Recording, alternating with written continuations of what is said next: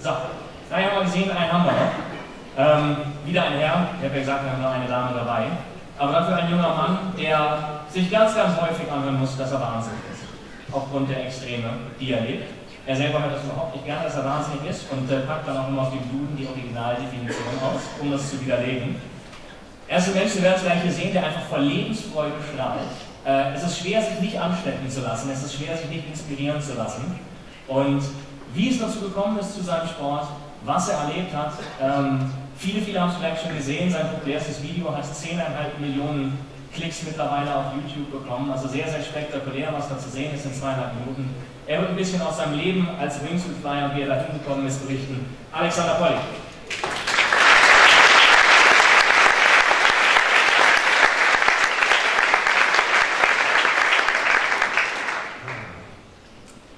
Well, first I have to say how honored and humbled I am to be following such great human beings, you know, listening to the stories, to the accomplishments, to overcoming the mental obstacles, the beauty and the life shared, the passion, the joy, the fear. It's truly humbling to me, so, you know, I really do appreciate this.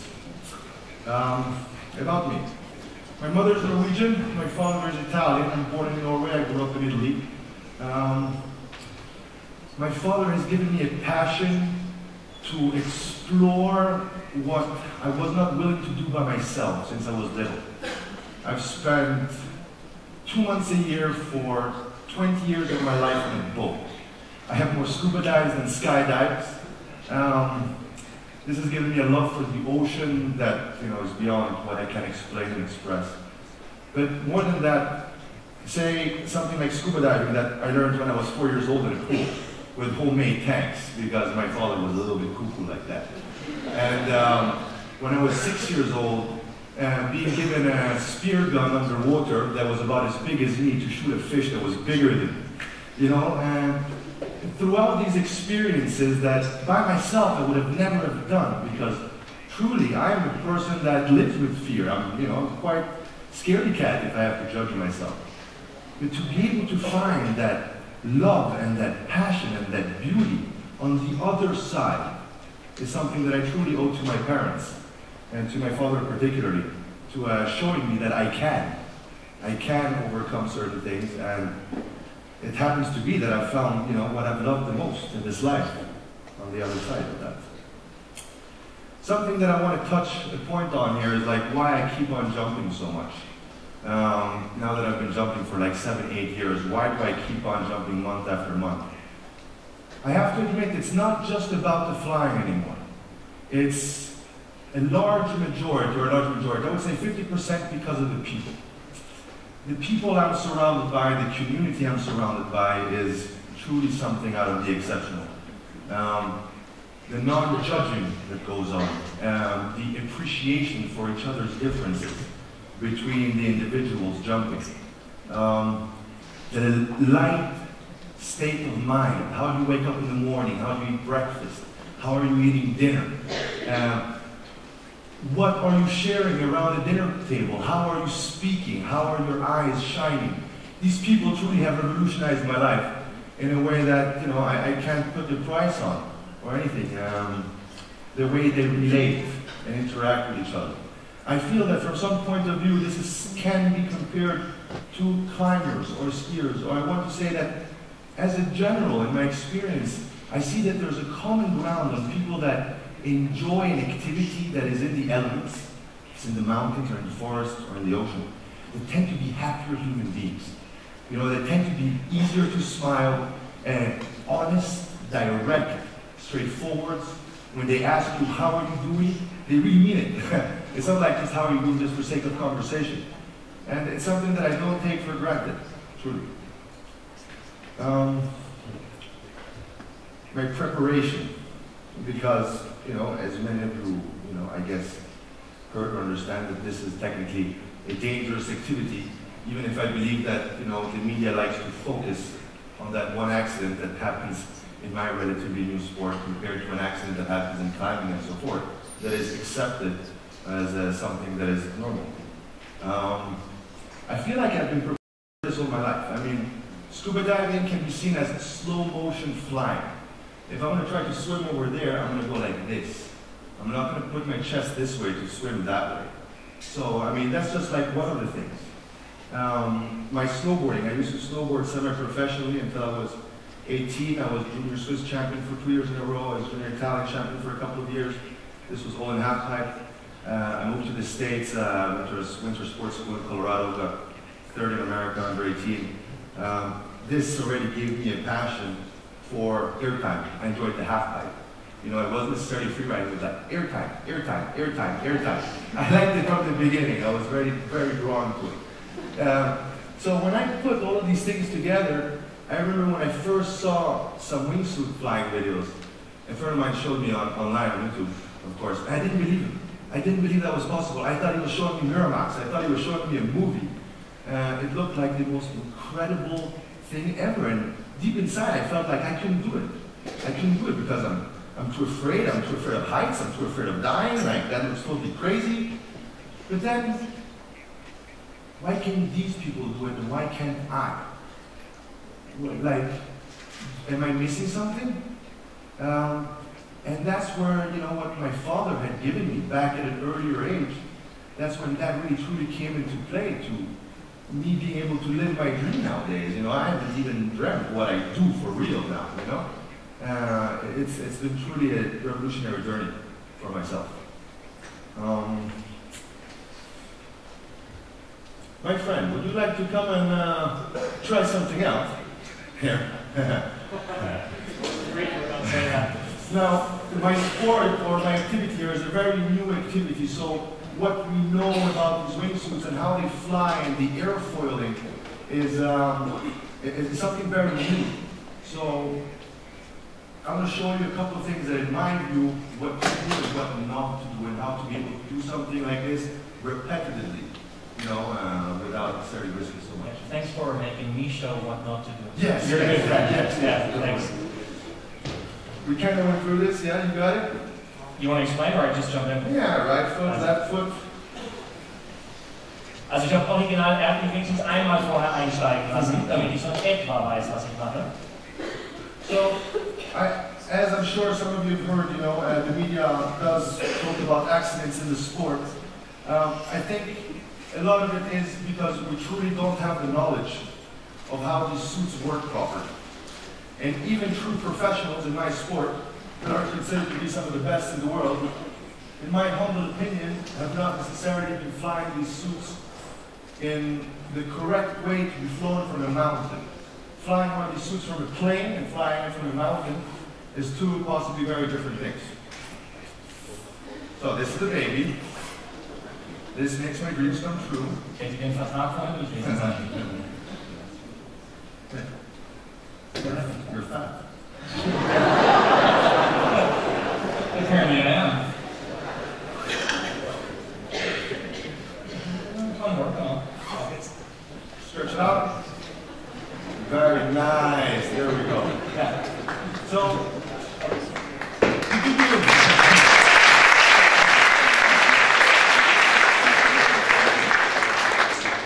to give you something basic now, I'm just going to speak about really quickly basic safety on how to be able to fly one of these things. When you are flying in max position, so being able to get as much distance as you can, you would pretty much hold your arms parallel to your body, pushing your weight forwards. How you want to fly is always with your arms a little bit back.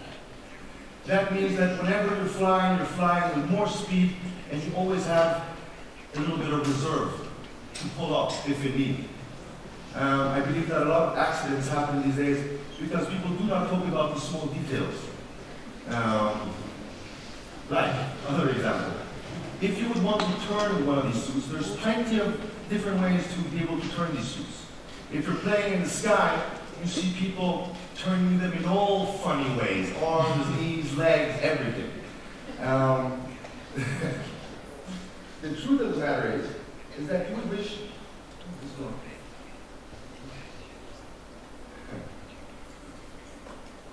Yep. All right. Okay. So, you would want to imagine that you want to turn this wing like an airplane turns. You don't want to bend one wing more than the other. You know, it's not like you want to bend the right way or bend the left way. The wings want to stay symmetrical.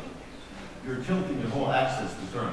This will guarantee you a straight, fast line without, if I could compare it to something, you know how a rally car would slide compared to how ice skates or a pair of skis staying on an edge actually hold the turn. So truly, even my knowledge, to be honest, you know, is very limited on these suits. You know, what's happening with the airfoil as the air moves over and under the wings. It's such a new sport that we are truly finding it out step by step. And I'm going to explain a little bit more and show you a video now, so I can explain.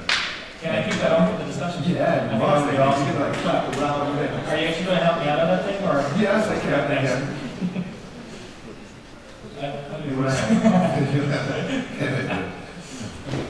Oh wait, let me show this quickly. This is interesting. This is actually one of the new brands of wingsuits. So the wingsuit and the parachute are the same. It's not that we have a wingsuit and a parachute. They're actually the same thing, the same container. This is a small handle that, just to be able to show you, it's not a mechanism that opens the parachute or a spring. It's actually a small parachute that inflates with air. So it's kind of physics, right? This will inflate and it will pull out the main one. So accidents by the parachute not opening don't exist anymore in this age. It's human error, truly, not the equipment. Thank you. Can I go and fly through the water now? Yeah, push hard though. All right.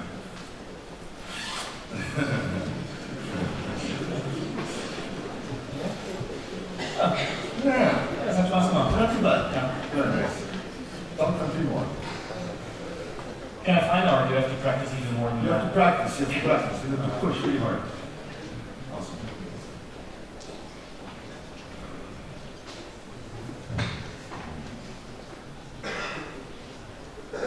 So we're going to start with a little video here. I want to show you the example of what can be proximity flying in a safe manner, meaning that we're flying next to something that's vertical, where you always have an escape route in case you need it, and where the flying gets more complicated.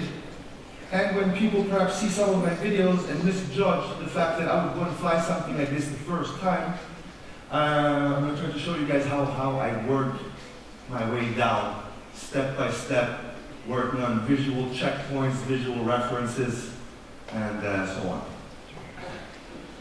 So this is a place in Switzerland, pretty well known altitude. As you can see here, we're constantly flying just next to a wall, so whenever we wish, we can turn right and move into open space. You know, then perhaps people think, look, it's so spectacular, so amazing. But actually, this is not as complicated as it looks. It's relatively safe, you know, being able to disconnect from the wall, getting into open airspace before deploying the parachute, and so forth is a key. Now, here comes the good one. This is where I really enjoy. Now, you're going to see the same jump 3 times now. I wish for you to pay attention to how far I am off the ground on each jump. I am pretty much flying the same line 3 times. This is my first flight on that specific line, so I am truly just scoping the line out from up above, seeing if the turns that I want to accomplish are actually doable. So you want to fly the line above tree height, per se, before you actually go and zigzag in between, like if you were snowboarding. This, for who is curious, this is in Chamonix. Abidou is right in front. This is Brabant. This is the second flight. Can you pause it here a second? Now, it's difficult, but later? No? No later? Oh wait, it's the other one. No? Oh yeah, here we go. Sorry guys. So, on the first one I was already just scoping out, but here I'm going to start working on checkpoints. The first one is going to be here.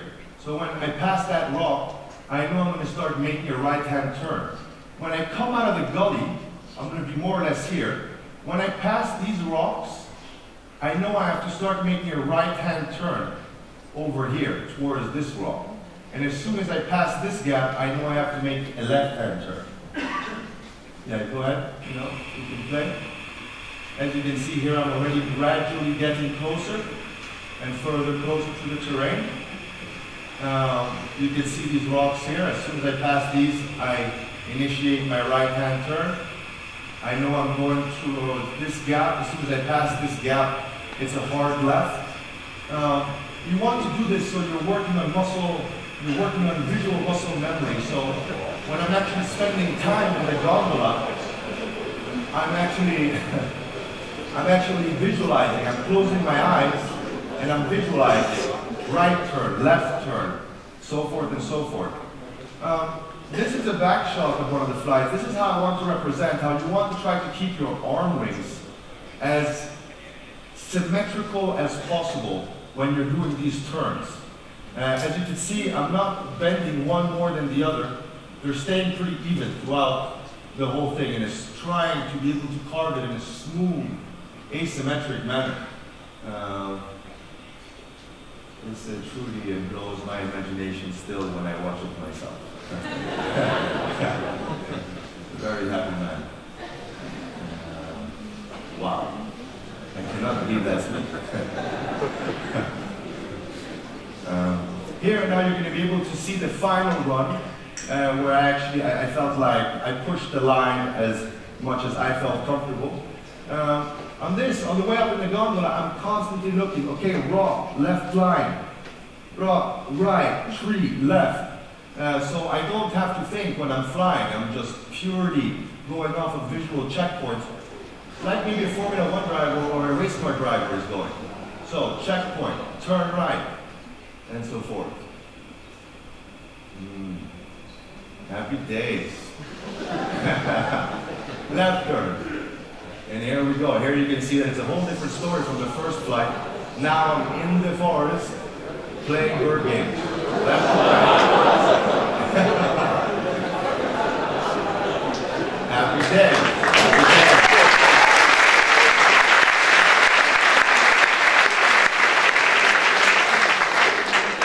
Now, here I want to explain where the sport is actually becoming more dangerous, because the wingsuits are getting so much better, and the possibilities really are exceeding themselves. Can you pause it here a second?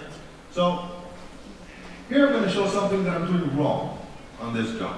Everything goes great, but because I'm learning and I'm giving myself specific guidelines on how to fly, this is a line I wouldn't do anymore. Here I am flying pretty much maxed out at my maxed flight, and I'm trying to clear this. You know what I mean? Or I will clear this. Now, because I plan to be able to try to do this, for a long, long time, I need to give myself specific guidelines with things I will not do. So, flying max glide over something is something that I have taken out of my textbook. Even if over there would be the best flight ever, skip it. I'll take a helicopter if I really want to go and fly that side of the mountain. And so forth. Go for it. Very happy days, very happy days. Still can't believe that's me. Can you pause it here again? What? Now, this is where I think is the most dangerous part of the sport, because the wingsuits are flying so well, and instead of just flying towards the exit that would be there, this is the safety area. This is where if you pass all of this, this is when you can fly out and deploy your parachute. So, if I was flying straight towards this point here, instead of turning towards this side of the mountain to then fly down here, this is when the flying truly becomes three-dimensional. And this is where I feel that a lot of the accidents in my sport and my brothers and sisters from other mothers, as I would like to call them, tend to have a lack of knowledge and lack of study, because not only you have to make sure that you're flying capabilities are fine, you also need to make sure that this line here is at an angle that you can fly. So either you're Googling Earth it, or you have to go up and walk the line to make sure that it's not 20 degrees, which I can't fly. But it's going to be like a 30 degrees, 35 degrees, which is something that I can't. Go for it. So here again, you know, there are two people over there. Hello. To then being able to carve into this, and again, you know, some of I'm very, very happy. You can see a bug comes right, boom! You know, and that the guy got suckered right there on the camera screen. And again, here it's a safe way of flying, you know, that last part, where you're just flying next to something. Here I'm very lucky, I'm followed by one of the best cameramen in the world. I don't know other people that would be able to film in such a terrain like this without taking his eye off the target. If you look, he's not necessarily looking where he's going, he's just trusting that I'm going to do it right. And again, this is an example of where you can fly proximity very safely, because the rock just drops off, and right afterwards you're flying into open space where you can deploy your parachute safely, and so forth. Very, very, very happy days.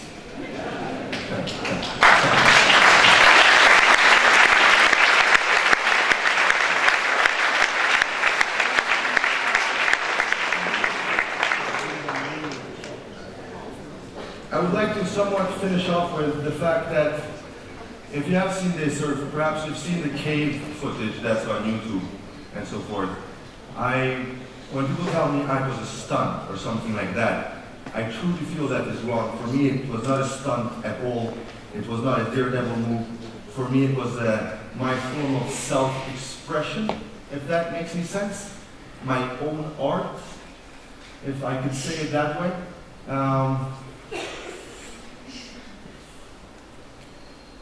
Now, one more thing. Why am I intending to do more videos? Why do I feel that I want to keep on sharing these things? Because for the first years, I didn't share any of my videos. I didn't. I kept them for myself and for my friends, and I put them on private. And I had my 20 friends, which I would send them out the link, and that they would be able to watch it until later on somebody told me, you know what, Alex, you should actually share it. I currently have 0 sponsors. I signed 0 contracts. I do this for myself and for my soul. I believe that things of this kind can only be done for yourself. You cannot be doing something of this kind for a sponsor, as a stunt, or for somebody else, because potentially there's too much risk involved. You know, I'm not a special forces military agent that can die on the job and is okay with that. You know, that's not an option for me. And so forth.